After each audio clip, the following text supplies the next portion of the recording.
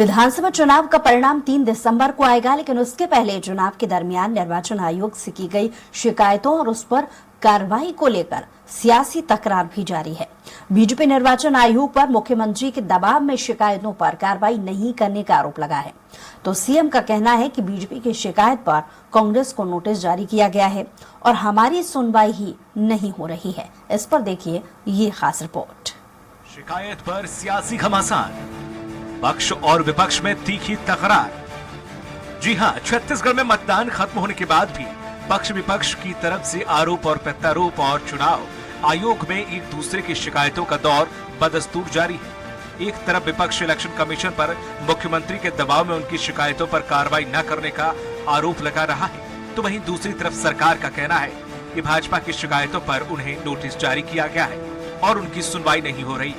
इन सबके बीच बीजेपी के मुख्य प्रवक्ता अजय चंद्राकर ने आरोप लगाया कि मुख्यमंत्री के दबाव में कलेक्टर को हटाने की कार्रवाई हो या पाटन निर्वाचन क्षेत्र में आचार संहिता के उल्लंघन का मामला, बीजेपी की शिकायतों पर जांच नहीं की जा रही है, न ही उन्हें मतगणना की व्यवस्था, स्ट्रांग रूम बैलेट पेपर और बुजुर्गों के मतदान की जानकारी दी जा रही है। निर्वाचन आयोग कांग्रेस सरकार के दबाव में काम कर रहा है। इतना ही नहीं, अजय चंद्राकर ने कहा है कि अगर मुख्य निर्वाचन पदाधिकारी हमारी शिकायतों पर कोई कार्रवाई नहीं करेंगे तो बीजेपी इन शिकायतों को लेकर भारत निर्वाचन आयोग और न्यायालय का दरवाजा खटखटाएगी। कुछ आरओ तो ऐसे हैं जिसकी निष्ठा जो है केयर टेकर मुख्यमंत्री के प्रति झलक रही थी, और ये दस्तावेजी हमने शिकायत की है निर्वाचन आयोग को, और यदि उसमें कार्रवाई होते नहीं दिखेगी तो फिर आगे कदम उठाएंगे।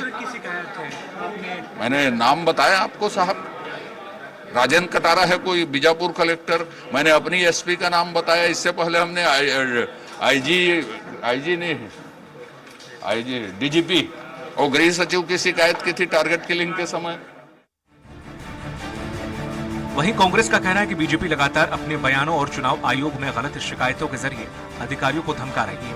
चुनाव में तय हार की खींच में भाजपा अधिकारियों को धमकाने और डराने पर उतर आई है। बीजेपी नेता सरकार बनाने के मुंगेरी लाल के हसीन सपने देख रहे हैं। जनता ने भाजपा के सारे षड्यंत्रों को नकार कर उसके खिलाफ मतदान किया है, लेकिन इस पर अब तक कोई कार्यवाही नहीं किया गया। इससे ऐसा लगता है कि राज्य निर्वाचन आयोग भारतीय जनता पार्टी के जो आचार संहिता उल्लंघन के मसले हैं उसको दबाने का प्रयास कर रही है। निष्पक्षता पर संदेह उत्पन्न हो रहा है। कांग्रेस ने महतारी वंदन योजना जो भाजपा का है, जो फर्जी और मनगढ़ंत फॉर्म भराकर जो महिलाओं को प्रलोभित करने का षड्यंत्र रचा गया था, उसकी भी शिकायत की थी, उस पर भी कार्रवाई नहीं की गई है। कांग्रेस ने पुनः निर्वाचन आयोग से इस मामले शिकायत पर कार्रवाई की मांग की है। और उधर सीएम भूपेश बघेल का कहना है कि चुनाव आयोग को निष्पक्ष होना चाहिए, लेकिन चुनाव आयोग ने हमारी शिकायतों पर कोई कार्रवाई नहीं की है, जबकि बीजेपी की हर शिकायत पर चुनाव आयोग कांग्रेस नेताओं को नोटिस भेज रहा है। प्रियंका गांधी के बाद राहुल गांधी को भी नोटिस भेजा गया। ये तो निष्पक्ष होना चाहिए निर्वाचन आयोग को। और हम लोग भी शिकायत किए थे, जब फॉर्म भरा रहे थे और उसका एड दे रहे थे, विज्ञापन दे रहे थे, तब भी हम लोगों ने शिकायत की, लेकिन निर्वाचन आयोग ने तो कोई कार्रवाई नहीं की। बहरहाल विधानसभा चुनाव का रिजल्ट 3 दिसंबर को आना है। इसके पहले आरोप और प्रत्यारोप और निर्वाचन आयोग में शिकायतों को लेकर सियासी घमासान जारी है। इन सबके बीच चुनाव परिणाम अपने पक्ष में नहीं आने पर राजनीतिक दलों को अपनी हार का ठीकरा निर्वाचन आयोग पर फोड़ने का बहाना जरूर मिल गया है। स्वराज एक्सप्रेस के लिए रायपुर से दिलीप साहू की रिपोर्ट।